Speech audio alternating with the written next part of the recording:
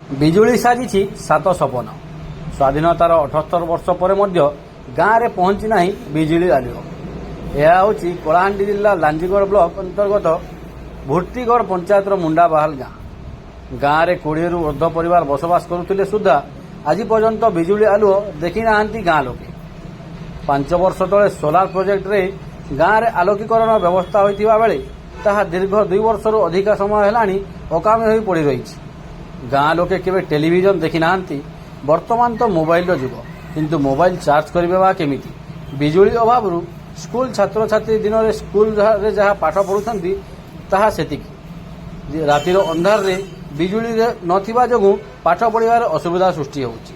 ସ୍ଥାନୀୟ ପ୍ରଶାସନ କିମ୍ବା ବିଧାୟକଙ୍କୁ ଗୁହାରି କରି କରି ହାରିଗଲେ ମଧ୍ୟ ସୁଫଳ ମିଳୁନଥିବା ଅଭିଯୋଗ କରିଛନ୍ତି ସ୍ଥାନୀୟ ଗ୍ରାମବାସୀ।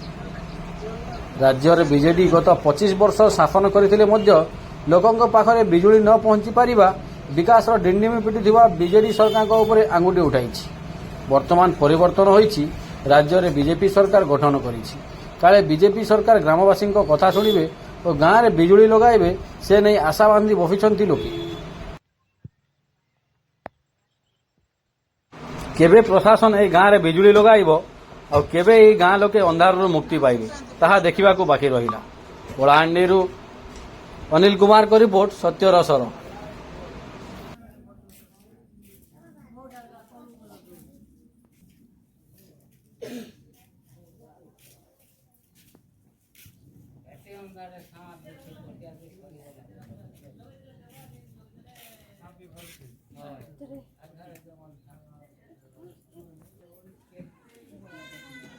दिन में लिया स्कूल जाऊँ रात शोई दो लाइन नहीं और सांप भी लगे डर लगे मोबाइल में चार्ज नहीं आएगा अंधार रोचे और भुट्टी गले का चार्ज हो मोबाइल में। कलाहांडी डिस्ट्रिक्ट भुर्त्तिगढ़ पंचायत तापरे लांजीगढ़ ब्लॉक आम मुंडाबाल गाँव रे लाइट एत वर्ष है 60 वर्ष गला लाइट नहीं।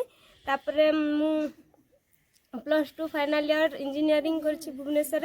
आम गाँ ठू एठू पढ़ापढ़ी करवाई आसु जेते बेले आम जाऊँ सेठी तो पढ़ापढ़ी करछु। जेते गाँ को आसुठी पढ़ापढ़ी कला बेले को आम गाँव रे लाइट नहीं किछि नहीं, तो बहुत असुविधा होउछि। गाँव रे लाइट नथिबारु पाठ पढ़ा किछि पढ़ी होउनी। छुआ पिला समस्ते स्कूल जाउछंती आछंती, राति रे पढ़ु नांती, समस्ते सेमती रही जाउछंती। तो आम गाँव रे किछि सुविधा कले सरकार किछि सुविधा कले छुआ पिला किछि पढ़ी पारिबे, आगो को बढ़ी पारिबे, निज गोड़ निजे ठिया उठिकी निज किछि उन्नति करि पारिबे, किछि माँ बापार स्वप्न भी पूरा करि पारिबे।